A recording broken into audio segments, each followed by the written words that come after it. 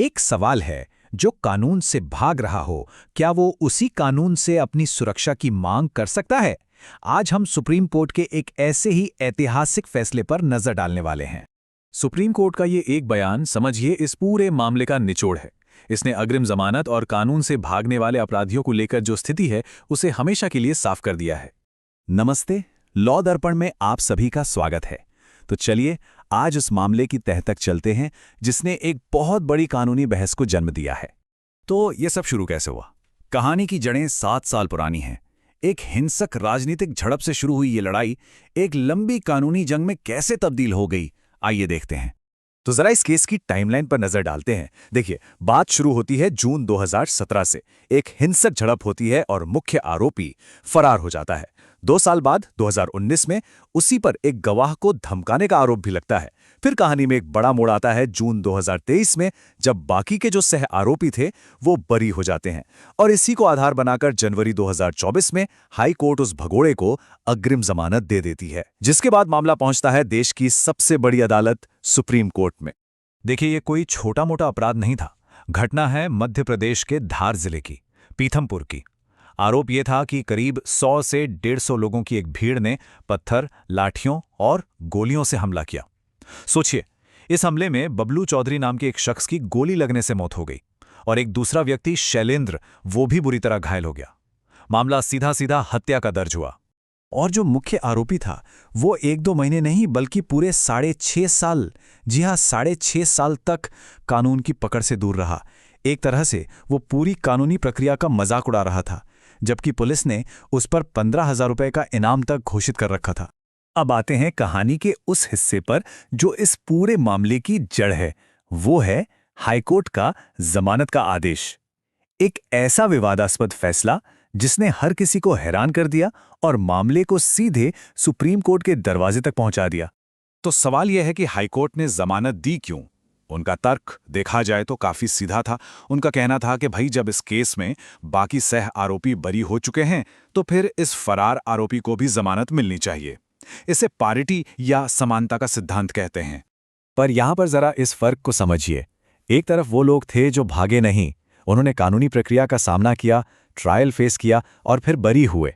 और दूसरी तरफ एक ऐसा शख्स जो 6.5 साल तक भागा और उसे उन्हीं बरी हुए लोगों के आधार पर जमानत दे दी गई। सवाल यही था, क्या ये इंसाफ है? यही वो बड़ा सवाल था जो सुप्रीम कोर्ट के सामने रखा गया। तो जाहिर है, पीड़ित पक्ष इस फैसले से खुश नहीं था। उन्होंने हाईकोर्ट के इस आदेश को सुप्रीम कोर्ट में चुनौती दी। उनकी दलील बिल्कुल साफ और सीधी थी। अगर आप एक भगोड़े को जमानत देते हैं तो ये तो कानून से भागने वालों को एक तरह से इनाम देने जैसा हुआ। ये न्याय व्यवस्था के लिए एक बहुत ही खतरनाक मिसाल बन जाएगी। सुप्रीम कोर्ट में दोनों तरफ से जबरदस्त दलीलें पेश की गईं। शिकायतकर्ता पक्ष ने साफ कहा कि एक भगोड़ा अग्रिम जमानत का हकदार हो ही नहीं सकता, खासकर तब जब उस पर गवाह को धमकाने जैसा गंभीर आरोप भी हो। वहीं आरोपी के वकील का तर्क था कि जब सह आरोपी बरी हो गए तो इसका मतलब है कि केस ही कमजोर है, लिहाजा जमानत तो मिलनी ही चाहिए। एक और दिलचस्प दलील दी गई कि उसे कभी कानूनी तौर पर प्रोक्लेम्ड ऑफेंडर यानी घोषित अपराधी डिक्लेयर ही नहीं किया गया।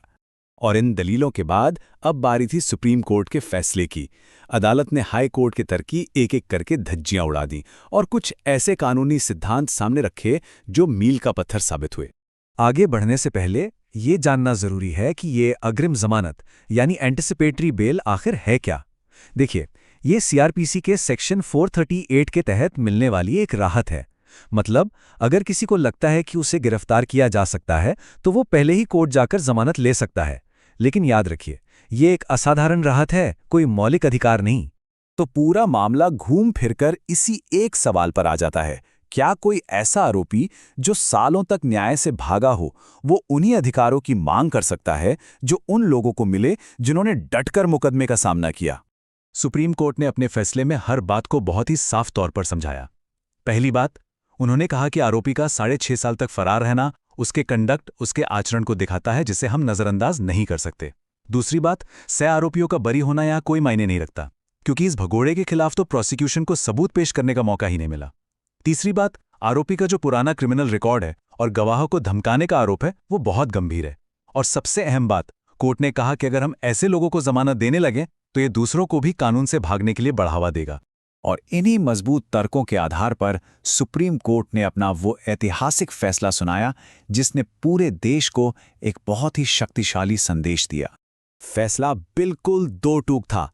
सुप्रीम कोर्ट ने हाईकोर्ट के जमानत वाले आदेश को रद्द कर दिया और आरोपी को निर्देश दिया गया कि वो 4 हफ्तों के अंदर सरेंडर करे, यानी न्याय की वो प्रक्रिया जिसे वो सालों से टाल रहा था अब आखिरकार शुरू होने वाली थी।